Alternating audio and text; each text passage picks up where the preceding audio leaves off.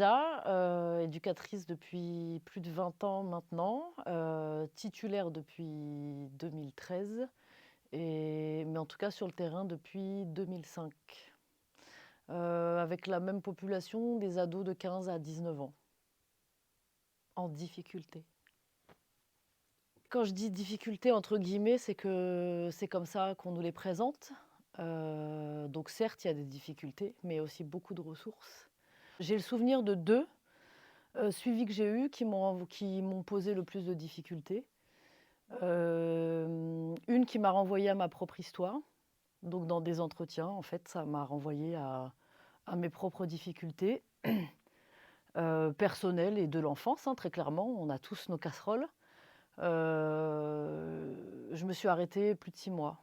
J'ai été travailler ce que j'avais à travailler et je suis revenue, mais ça a été, très douloureux, mais en même temps, je crois une des meilleures expériences pour m'apprendre c'est quoi le transfert.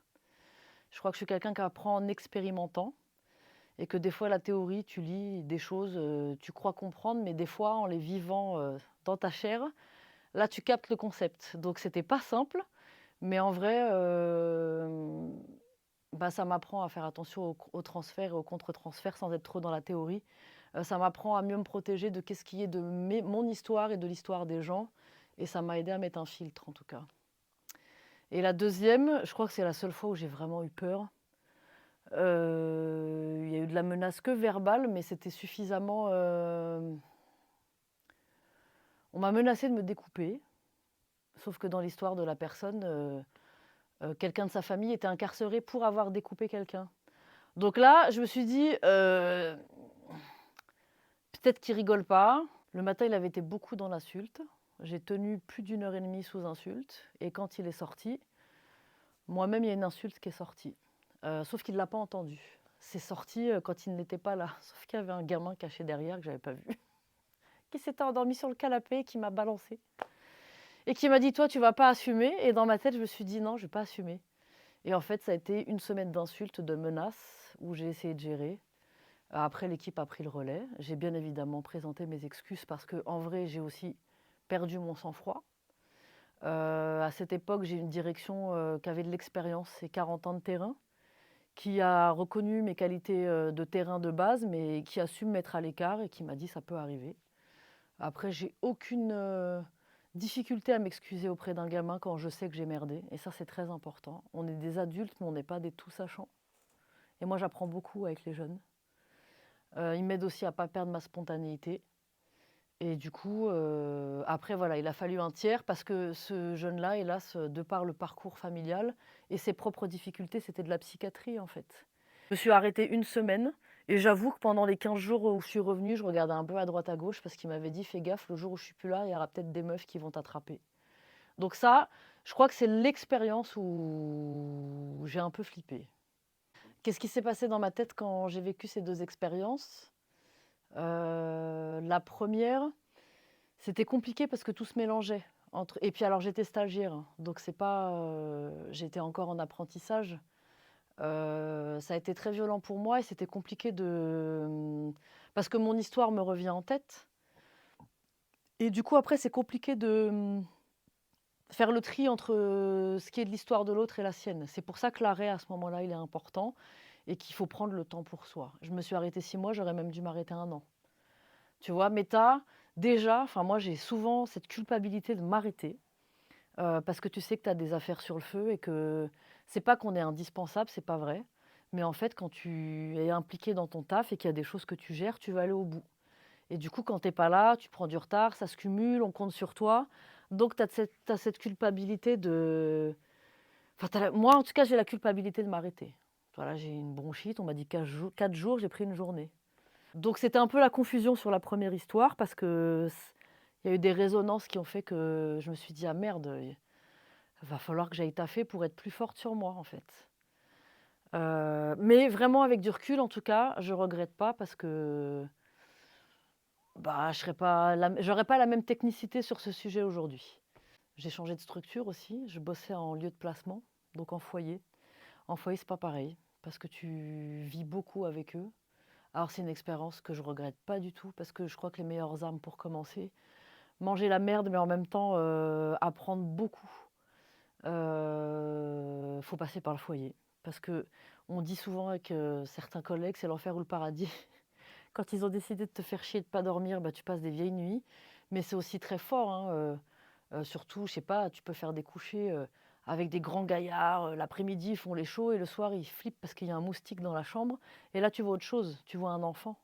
Tu vois un ado, c'est entre un enfant, un adulte, c'est en construction et le soir, c'est très intéressant. Tu as beaucoup d'accompagnement à faire le soir, en vrai. C'est pas que: «Allez vous coucher, on ferme la porte». J'aime pas faire les levées parce qu'ils sont chiants, ils parlent mal, donc je préférais faire les couchers et en fait, à un moment donné, petit à petit, en fait, tu prends confiance en toi. La deuxième, j'ai eu de la culpabilité d'avoir perdu mon sang-froid parce que je me suis dit: «Même au bout d'une heure et demie d'insultes que tu te prends à 8 heures du matin, tu es censé rester professionnel».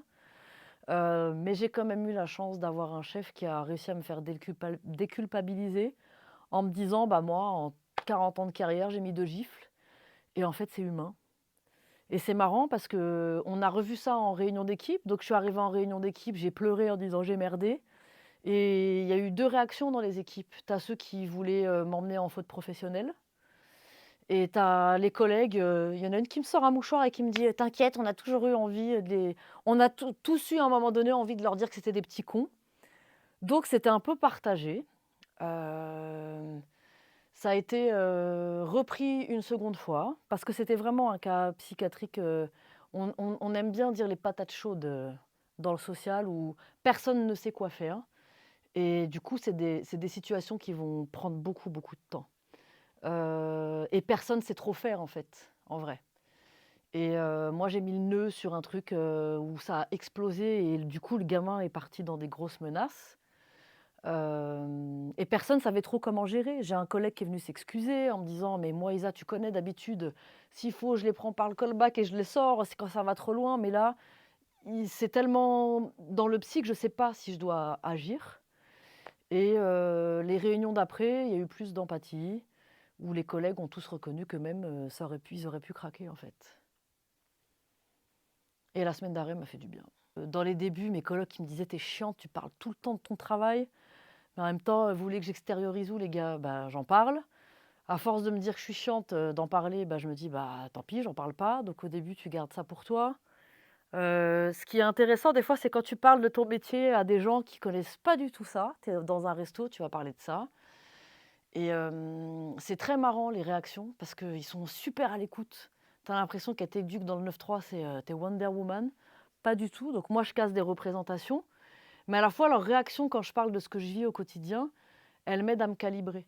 Ça veut dire que moi, je vais te parler d'un quotidien qui me paraît normal et il y a des gens, ils vont avoir des réactions limite à: «Ah bon? Mais c'est comme ça?» et «Ah, je savais pas» et tu vois même des réactions physiques et où je me dis: «Mais en vrai, je m'adapte à j'ai un quotidien où je m'adapte à des situations violentes, pas normales». Donc ça veut dire que j'intériorise la violence, moi-même et ça, c'est pas bon et j'aime bien du coup parler de mon métier dans des espaces où on ne connaît pas du tout parce que moi, ça m'aide à me calibrer. Donc ça a pu m'aider. En famille, j'en parle pas parce que je pense qu'ils ont jamais compris pourquoi je faisais ce métier. Même si aujourd'hui, ils reconnaissent que j'ai jamais lâché et que je suis bien dans ce que je fais. Hem, Quand on bossait au foyer, on avait de l'analyse de pratique.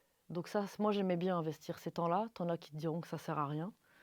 L'analyse de pratique, c'est un psy qui vient et en fait, il nous fait parler. Donc ça, c'est bien. Enfin, pour ceux qui en vrai, même les éducs, ils ont leur représentation sur les psys, hein. Mais moi, en tout cas, j'aimais bien quand même ces espaces-là et après l'expérience, le temps et à un moment donné, le foyer, j'ai senti il fallait que j'arrête parce que je bossais en 3-8, j'ai pris du poids, j'arrivais plus à récupérer mon sommeil et je commençais à trop m'énerver sur des conditions de travail dégradantes. À ce moment-là, quand tu commences à t'énerver pour rien, il faut partir et j'ai changé de poste. Quand j'étais stagiaire, j'entendais certains anciens éducs parler de situations, avec humour, limite, je prenais ça pour de la moquerie, ça m'énervait, j'étais là: «Mais on peut pas rigoler de ça et tout». Et bah, aujourd'hui, je me surprends moi-même à faire des fois des blagues sur des trucs, mais en vrai, faut rigoler et prendre de la distance, sinon tu peux pas et certaines situations, il y en a une, bah, des fois je pleure sous ma douche Bah, alors ça fait du bien. C'est pas, je m'effondre, c'est les larmes ont été créées, c'est pour qu'elles sortent. Il y a une situation où on avait un petit, sa famille tuée par Daesh, arrivé en France, plein de difficultés, enfin beaucoup, beaucoup, beaucoup de difficultés et je suis juste rentrée en me disant: «Mais tu as 15 ans bonhomme et tu vis ça» et j'ai juste eu besoin de pleurer 15 minutes sous ma douche, j'ai déchargé et après je suis repartie dans mon boulot. Moi, on va souvent me reprocher mes grandes émotions, donc je trouve que les émotions, c'est à la fois une faiblesse, mais c'est à la fois une grande force aussi. Donc j'essaye d'apprendre à bosser avec et mais par contre, je remballe un peu les gens qui vont me dire, «Gna gna, trop d'émotions». Distance, on est d'accord, mais en fait, un être humain est fait d'eau et d'émotions et de raison et tu peux pas bosser sans tes émotions. Donc c'est juste apprendre à travailler avec. Je conseillerais de prendre du repos quand on a besoin, mais les conseilleurs sont pas les payeurs, je le fais pas assez. Trouver tes activités à toi. J'avoue, je fais de la poterie et de la piscine, ça me fait du bien. Hem, Pas venir régler ses problèmes. Ne pas avoir honte de se faire suivre en parallèle si, il y a des choses qui résonnent et surtout pas croire que tu connais tout. Quand tu es travailleur social, tu as un pouvoir sur les gens aussi. En vrai, avec le temps, tu gagnes en technicité. Tu as des gamins, tu tu sais à peu près les profils que tu as. Il y a des choses qui sont prémâchées à force avec la technicité et d'ailleurs, dédicace à un collègue qui me disait: «On est des techniciens de la relation». À l'époque, je l'envoyais chier: «Non, on fait les choses avec le cœur et tout». Mais on peut faire avec le cœur, mais si tu ne t'outilles pas, tu es mort, en fait. Donc technicien de la relation, ça me parle, ce qui ne veut pas dire mettre son cœur de côté. Aller en formation, vraiment. Dès que tu peux partir te former, tu prends du recul, tu t'aères et apprendre à s'arrêter. Mais je sais toujours pas le faire. En tout cas, il faut des espaces où tu souffles et où tu peux te décharger et essayer d'être dans le non-jugement. Donc un accompagnement, je vais faire ma philosophe, mais les techniques à la Carl Rogers, je pense que c'est très bien. Donc c'est juste, tu peux aller dans un endroit où tu peux décharger en essayant de ne pas être jugé et de ne pas juger l'autre. Voilà.